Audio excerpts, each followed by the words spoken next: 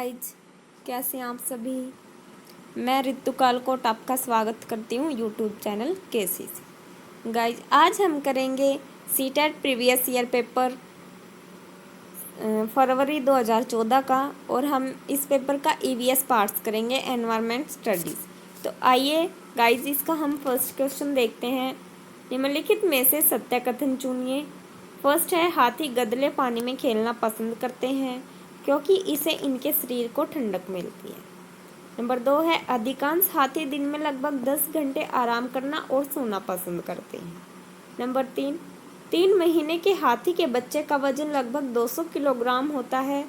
और 4 है, अधिकांश बड़े हाथी एक दिन में लगभग 100 किलोग्राम पत्ते या झाड़ियाँ खा लेते हैं। तो इसका हमें देखना है कौन कौन से कथन सत्य हैं। ए है केवल 2 और 4, और बी है हमारा केवल 1 और 4, सी ऑप्शन है फर्स्ट, थर्ड और फोर्थ, और डी है केवल फर्स्ट और सेकंड। तो हमने बताना है इसके लिए कौन कौन से कथन सत्य हैं। तो इसका हमारा सी ऑप्शन हो जाएगा। इसमें फर्स्ट, थर्ड और फोर्थ कथन है जो वो सत्य है। फर्स्ट हमारा क्या, हाथी गदले पानी में खेलना पसंद करते हैं क्योंकि इससे इनके शरीर को ठंडक मिलती है। और हमारा थर्ड क्या, 3 महीने के हाथी के बच्चे का वजन लगभग 200 किलोग्राम होता है।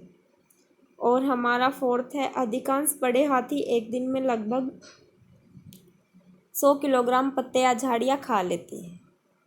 तो हमारा नेक्स्ट क्वेश्चन है, मधुबनी चित्रकला के बारे में सही कथन चुनिए। इन चित्रों को, फर्स्ट कथन है, इन चित्रों को बनाने में नील, हल्दी, फूल पेड़ों के रंग आदि इस्तेमाल किया जाता है। और नंबर 2 कथन है, इन चित्रों में इंसान, जानवर, पेड़, फूल, पंछी, मछलियाँ दिखाई जाते हैं। और नंबर 3 है, यह लोक चित्रकला बहुत पुरानी है और इसका नाम मधुबनी नामक स्थान के नाम पर पड़ा। और 4 है, मधुबनी राजस्थान का अति प्रसिद्ध जिला है। तो इसके लिए ऑप्शन दिए गए हैं, 1, 3 और 4 कथन सत्य है, बी 1, 2 और 4 सत्य है, सी की ऑप्शन है 2, 3 और 4 कथन सत्य है, और डी ऑप्शन है 1, 2 और 3 कथन सत्य है। तो कौन सा ऑप्शन होगा इसके लिए, डी ऑप्शन इसका राइट है। हमारा कौन कौन सा कथन सत्य है, एक तो फर्स्ट, इन चित्रों को बनाने में नील, हल्दी, फूल, पेड़ों के रंग आदि इस्तेमाल किए जाते हैं। और सेकंड है हमारा, इन चित्रों में इंसान, जानवर, पेड़, फूल, पंछी, मछलियाँ दिखाई जाते हैं। और हमारा नंबर 3 है, यह लोक चित्रकला बहुत पुरानी और इसका नाम मधुबनी नामक स्थान के नाम पर पड़ा है। नेक्स्ट है क्वेश्चन हमारा,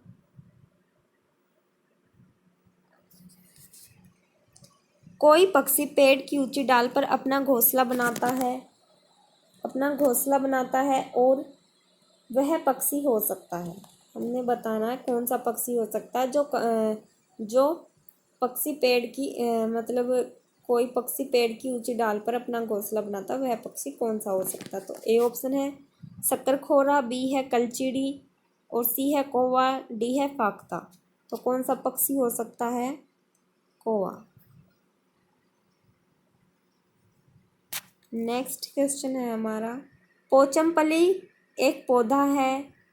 यह गांव एक विशेष प्रकार के कपड़े की, सॉरी यहाँ पे हमारा ये क्वेश्चन शायद गलत हो गया है, हम फिर देखते हैं ये क्वेश्चन। पोचमपल्ली एक गांव है, सॉरी एक गांव है, पोचमपल्ली एक गांव है। यह गांव एक विशेष प्रकार के कपड़े की बुनाई के लिए प्रसिद्ध है और इसे भी पोचमपल्ली ही कहते हैं। यह गांव निम्नलिखित में से किसका भाग है। तो इसके लिए 4 ऑप्शन है। ए ऑप्शन है केरल, बी है कर्नाटक, सी है आंध्र प्रदेश, डी है तमिलनाडु। तो कहाँ है ये गांव, ये गांव है आंध्र प्रदेश में, सी ऑप्शन होगा इसके लिए। ये इस पेपर में फिर आ गया है, रेगिस्तानों के बारे में सही कथन चुनिए। तो इसके लिए कथन चुनना है। इसके लिए 4 कथन दिए गए, उनमें से देखना कौन कौन से कथन सही है। फर्स्ट है, यह पेड़ ऑस्ट्रेलिया में पाया जाता है, ये सही है बिल्कुल। नंबर 2 है, यह एक विशेष प्रकार का पेड़ है जिसकी जड़ें टहनियों से लटकती हैं। और हमारा थर्ड कथन है,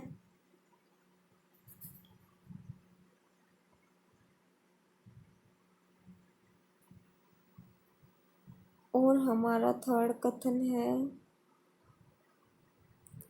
इस पेड़ की जड़ें जमीन में उस गहराई तक जाती हैं जब तक कि पानी तक न पहुंच जाए।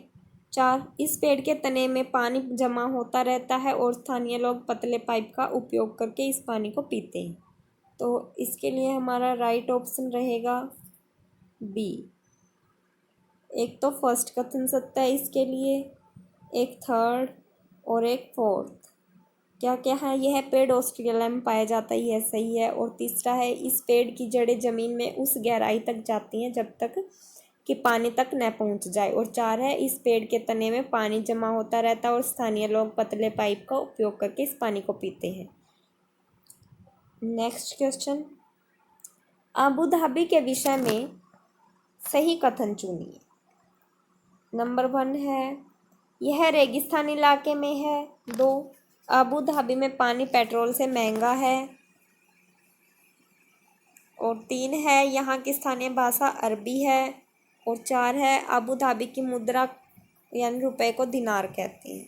तो इसके लिए हमारा सही आंसर रहेगा डी ऑप्शन, इसका सही होगा। अबू धाबी क्या है? रेगिस्तानी इलाके में है और अबू धाबी में पानी पेट्रोल से महंगा है और यहाँ की स्थानीय भाषा अरबी है। नेक्स्ट क्वेश्चन है हमारा, कुछ जानवर रात में जागते हैं। ये जानवर हर चीज को जिन रंगों में देखते हैं वे हैं। ए ऑप्शन है बैंगनी और नीला, बी है हरा और पीला, सी ऑप्शन है काला और सफ़ेद, डी है लाल और संतरी। तो इसका हमारा सही ऑप्शन रहेगा सी, काला और सफ़ेद। नेक्स्ट है, इसको थोड़ा छोटा कर लेते हैं। नीचे चित्र 1 में 24 घंटे की घड़ी दिखाई गई है तथा चित्र 2 व चित्र 3 में 2 जानवर एक्स और वाई के सोने के समय छायांकित भाग से दिखाए गए हैं। एक्स तथा वाई के सोने के समय के बारे में सही कथन चुनिए। ए है, एक्स 20 घंटे सोता है जबकि वाई 18 घंटे सोता है। और बी है, एक्स 18 घंटे सोता है जबकि वाई 4 घंटे सोता है। सी, एक्स 4 घंटे सोता है जबकि वाई 18 घंटे सोता है। डी, एक्स 4 घंटे सोता है जबकि वाई 20 घंटे सोता है। तो हमारा इसका आंसर रहेगा, इसका हमारा आंसर होगा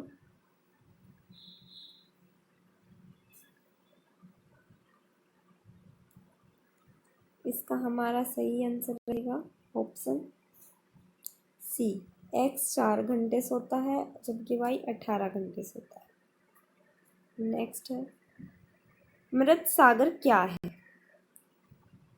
मृत सागर क्या है? ए ऑप्शन है, ऐसा सागर जिसका पानी जहरीला होता है। बी, ऐसा सागर जो सभी महासागर व सागरों से ज़्यादा नमकीन है। सी ऑप्शन है, ऐसा जिसमें ज्वार भाटा बहुत तीव्र गति से आता है। और डी, ऐसा सागर जिसमें जहाज चलाना खतरनाक होता है। तो इसका हमारा सही ऑप्शन रहेगा बी। नेक्स्ट है हमारा, कक्षा 3 के विद्यार्थियों को भोजन का पाठ पढ़ाते समय अंजलि भोजन संबंधित आदतों में सांस्कृतिक क्षेत्रीय विविधता पर विशेष ध्यान देती है। नीचे दिए गए अधिगम अवसरों में किसके द्वारा विद्यार्थियों को वांछित जानकारी दी जा सकती? ए ऑप्शन है, विभिन्न क्षेत्रों संस्कृतियों के भोजन को दर्शाने वाले चार्ट का उपयोग और उसकी व्याख्या करना। बी, विभिन्न क्षेत्रों संस्कृतियों के विद्यार्थियों से उनके घरों में खाए जाने वाले भोजन मंगाकर प्रदर्शित करना और सहपाठियों से सूचनाओं का आदान प्रदान कराना। सी, पाठ्य पुस्तक में विभिन्न प्रकार के भोजनों के विषय में दी गई जानकारी की और विस्तृत व्याख्या करना। डी ऑप्शन है, किसी बाहरी भोजन बनाने वाली व्यावसायिक एजेंसियों को आग्रह करके विभिन्न क्षेत्रों या संस्कृतियों के भोजन का प्रदर्शन करना। तो इसका हमारा राइट आंसर रहेगा बी। नेक्स्ट क्वेश्चन है, कक्षा 5 के विद्यार्थियों को पर्यावरणीय चिंताओं के बारे में पढ़ाते समय प्रीति प्रदूषण पर अधिक बल देना चाहती है। वांछित उद्देश्य को प्राप्त करने के लिए नीचे दिए गए क्रियाकलापों में से कौन सा सर्वाधिक प्रभावी हो सकता है? ए ऑप्शन है, विद्यार्थियों से विभिन्न प्रकार के प्रदूषणों के चार्ट बनवाकर। बी, विद्यार्थियों को शैक्षणिक भ्रमण पर ले जाकर किसी प्रदूषित नदी को दिखाना। सी, विद्यार्थियों से विभिन्न प्रकार के प्रदूषणों से संबंधित समूह परियोजनाओं पर कार्य करने के लिए कहना। डी, किसी विशेषज्ञ को निमंत्रित करके वायु जल को ध्वनि प्रदूषण पर भाषण देना। तो इसका हमारा सही ऑप्शन रहेगा सी ऑप्शन इसके लिए सही होगा। विद्यार्थियों से विभिन्न प्रकार के प्रदूषणों से संबंधित समूह परियोजनाओं पर कार्य करने के लिए कहना। नेक्स्ट क्वेश्चन रहेगा हमारा, नेहा कक्षा 5 के ईवीएस विषय में नीचे दी गई मूल्यांकन तकनीकी का प्रयोग करती है। तो कौन कौन सी तकनीकी का प्रयोग करती है वो? हस्तसिद्ध क्रियाकलापों का मूल्यांकन, नंबर 2 गृह कार्य मूल्यांकन, नंबर 3 है परियोजना कार्य मूल्यांकन, 4 है मौखिक परीक्षा। तो नीचे दी गई तकनीकों का कौन सा युगल अधिक वस्तुनिष्ठ मूल्यांकन हो सकता है? ए ऑप्शन है सेकंड और थर्ड, बी है फर्स्ट और फोर्थ, सी है सेकंड और फोर्थ, डी है फर्स्ट और सेकंड। तो इसका हमारा सही ऑप्शन रहेगा बी। नेक्स्ट क्वेश्चन है, ईवीएस में किसी अच्छे गृह कार्य को मुख्यतः किस केंद्र पर होना चाहिए? ए ऑप्शन है पुनरावृत्ति और प्रबलीकरण, बी मास्टरी लर्निंग, सी विस्तारित अधिगम के लिए चुनौतियां और उत्तेजना, डी समय का सदुपयोग। तो इसका हमारा सही ऑप्शन होगा सी, विस्तारित अधिगम के लिए चुनौतियां और उत्तेजना।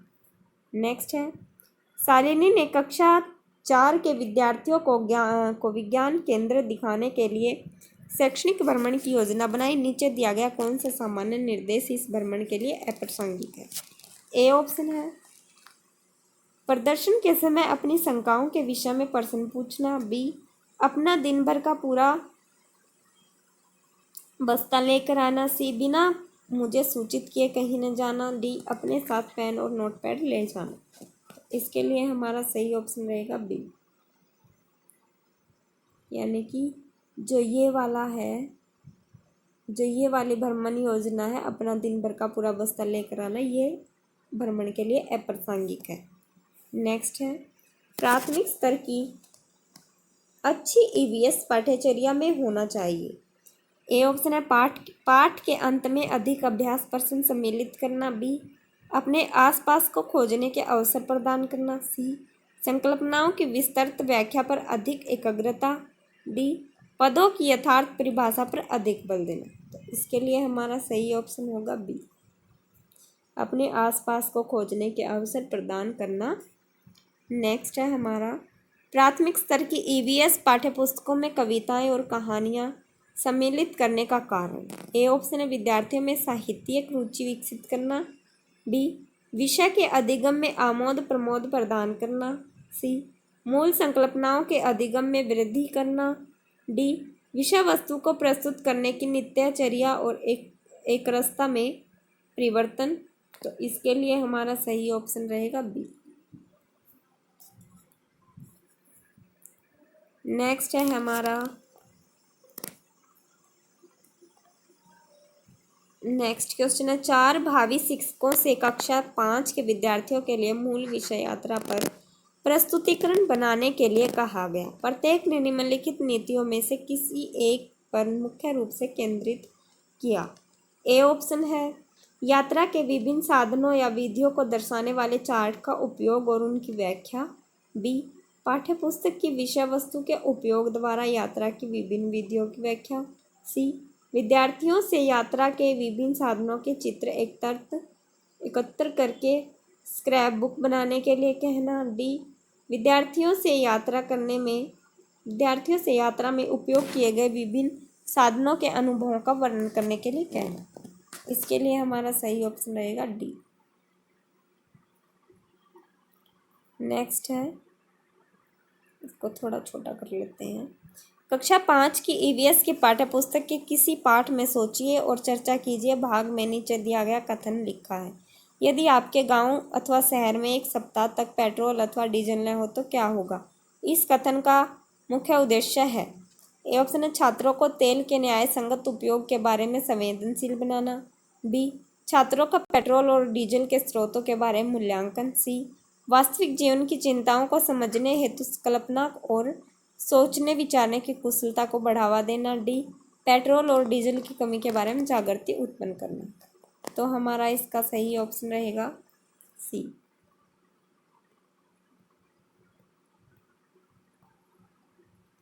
सी ऑप्शन इसका सही होगा। नेक्स्ट है ईवीएस की पढ़ाई में कक्षा में प्रश्नोत्तर तकनीकी का सबसे अच्छा उपयोग किसके लिए किया जाता है? ऑप्शन विद्यार्थियों का ध्यान आकर्षित करने के लिए, और बी ऑप्शन है शिक्षार्थियों में सीखने की जिज्ञासा उत्पन्न करने के लिए, सी है प्रायोगिक कौशलों को बढ़ावा देने के लिए, डी है कक्षा में अनुशासन बनाए रखने के लिए। तो इसका हमारा सही ऑप्शन रहेगा बी। नेक्स्ट है प्राथमिक स्तर पर ईवीएस की पढ़ाई का एक प्रमुख उद्देश्य है। ए ऑप्शन है विषय की मूल संकल्पनाओं की गणना समझ विकसित करना, बी अगले स्तर के अध्ययन के लिए विद्यार्थियों को तैयार करना, सी कक्षा की पढ़ाई को शिक्षार्थियों के विद्यालय से बाहर के जीवन से संबंधित करने में सहायता करना, डी स्वतंत्र रूप से हस्तसिद्ध क्रियाकलापों को करने का कौशल अर्जित करना। तो इसका हमारा सही ऑप्शन रहेगा सी।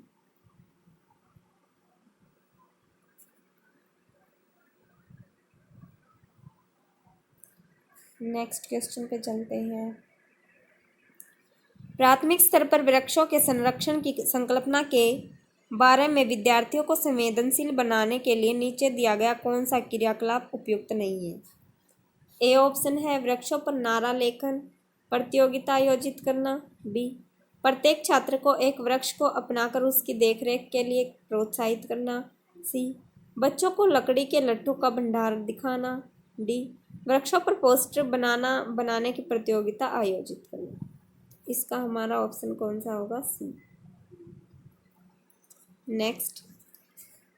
नेक्स्ट है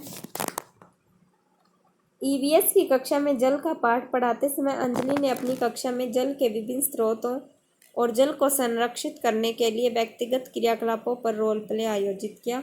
इस क्रियाकलाप का मुख्य उद्देश्य ए है विद्यार्थियों की सामाजिक कुशलताओं में सुधार करना, बी ऑप्शन है अधिगम की प्रक्रिया में एकरसता को तोड़ना, सी अधिगम की प्रक्रिया में विद्यार्थियों का सक्रिय भाग लेना सुनिश्चित करना, डी ऑप्शन है जल के स्रोतों के विषय में विद्यार्थियों के ज्ञान में वृद्धि करना। तो इसका हमारा ऑप्शन होगा सी ऑप्शन इसके लिए सही रहेगा। नेक्स्ट है प्राथमिक स्तर के ईवीएस की पाठ्यचर्या को शुद्ध विज्ञान और सामाजिक विज्ञान की संकल्पना को सम्मिलित करके विकसित किया गया है। ऐसा करने का मुख्य उद्देश्य ए ऑप्शन है शिक्षार्थी की पर्यावरण को साकल्यवादी ढंग से देखने योग्य बनाना, बी पढ़ाई के विषयों की संख्या को कम करना, सी विद्यार्थियों के बस्ते का बोझ कम करना, और डी ऑप्शन है विद्यार्थी विषय अध्यापकों की आवश्यकता को कम करना। तो इसका हमारा सही ऑप्शन रहेगा ए। नेक्स्ट है ईवीएस कक्षा में सामाजिक असमानताओं पर अधिक बल देने के लिए निम्नलिखित में से कौन सा अधिक प्रभावी अधिगम होगा? ए ऑप्शन है संबंधित मामलों पर वीडियो फिल्म दिखाना, बी संबंधित मामलों पर विशिष्ट भाषण आयोजित करना, सी संबंधित मामलों पर क्विज प्रतियोगिता का संचालन, डी विद्यार्थियों से समूह परियोजना का भार अपने ऊपर लेने के लिए कहना। तो इसके लिए सही ऑप्शन रहेगा डी। नेक्स्ट है हमारा पसंद नापसंद के बारे में चर्चा करते समय किसी छात्रा ने कहा मुझे और मेरी माँ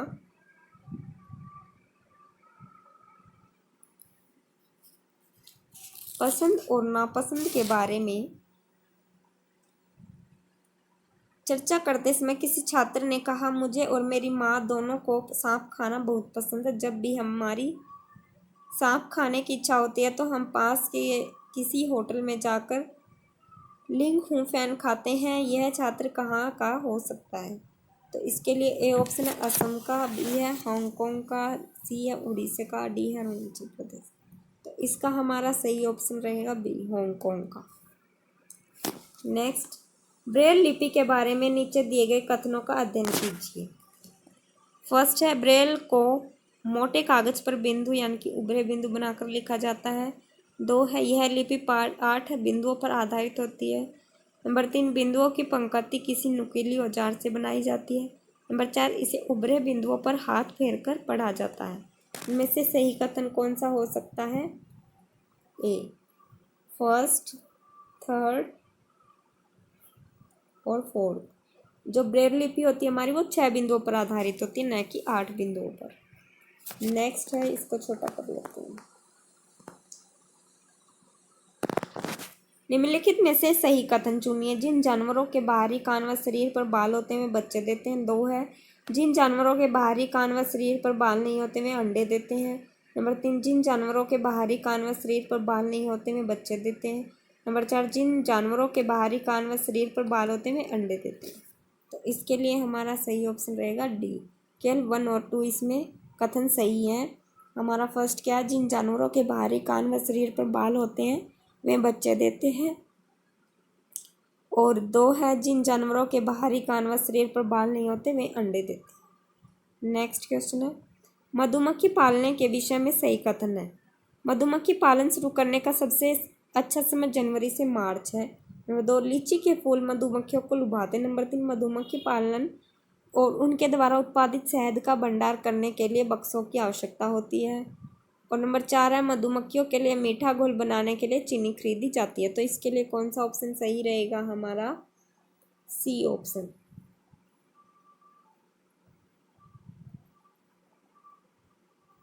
नेक्स्ट है, किसी छात्र ने अपनी अहमदाबाद से नगरकोइल की यात्रा के बारे में अपनी डायरी में नीचे दी गई जानकारी नोट की। क्या जानकारी नोट की? दिनांक, स्टेशन का नाम, पहुंचने का समय, स्टेशन छोड़ने का समय, गांधीधाम से दूरी। तो 10/2/2014 को अहमदाबाद से, स्टेशन का नाम है अहमदाबाद और पहुंचने का समय 11:30 प्रातः है और स्टेशन छोड़ने का समय है 11:50 और किलोमीटर दूरी है 301। और फिर ये 12/2/2014 को नागरकोइल 4:45 सुबह और फिर 12 इसकी कुल दूरी है 2649।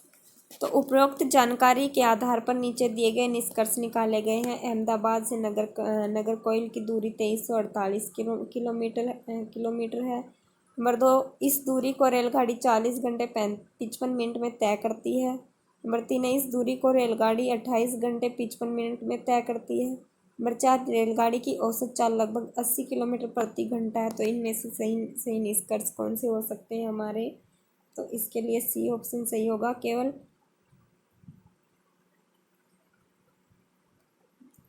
केवल फर्स्ट और सेकंड। अहमदाबाद से नागरकोइल की दूरी कितनी है? 2348 किलोमीटर। इसकी हम माइनस करेंगे, 2649 में से माइनस करेंगे 301, तो हमारा 2348 किलोमीटर आ जाएगा। और हम इसकी दूरी तय करेंगे, यानी कि कितना समय लिया, 40 घंटे 55 मिनट में तय करती है। वो इतनी दूरी को कितने मिनट में तय करती है? 40 घंटे 55 मिनट में। नेक्स्ट क्वेश्चन है हमारा, नीचे दी गई कौन सी जानकारी एक आरक्षित रेल टिकट से प्राप्त की जा सकती है? टिकट बुक कराने की तारीख और समय, यात्रा शुरू करने की तारीख का और फर्स्ट कथन है, टिकट बुक कराने की तारीख और समय, यात्रा शुरू करने की तारीख और समय। नंबर 2, डिब्बे का नंबर, बर्थ का नंबर और किराया। नंबर 3, यात्रा करने वाले का नाम, आयु और लिंग। 4 है, ट्रेन का नंबर और नाम, वह स्टेशन जहाँ से ट्रेन पकड़नी है और अंतिम स्टेशन का नाम। 5 है, पाँचवा कथन हमारा अंतिम स्टेशन पर पहुँचने की तारीख और समय। तो इसके लिए ऑप्शन दिया गया है केवल 1, 2 और 4। बी है हमारा 1, 2, 3 और 4। सी ऑप्शन है 1, 2, 4 और 5। डी ऑप्शन है केवल 1, 3 और 5। तो इसके लिए हमारा सही ऑप्शन रहेगा ए, केवल 1, 2 और 4 ही कथन सही है। 1, 2 और 4। एक में क्या कहता है, टिकट बुक कराने की तारीख और समय, यात्रा शुरू करने की तारीख और समय होता है। और 2 में क्या कहा गया, डिब्बे का नंबर, बर्थ का नंबर और किराया होता है। और 4 में क्या कहा गया, ट्रेन का नंबर और नाम, वह स्टेशन जहाँ से ट्रेन पकड़नी और जहाँ अंतिम स्टेशन का नाम। तो थैंक यू गाइज, आज के लिए इतना।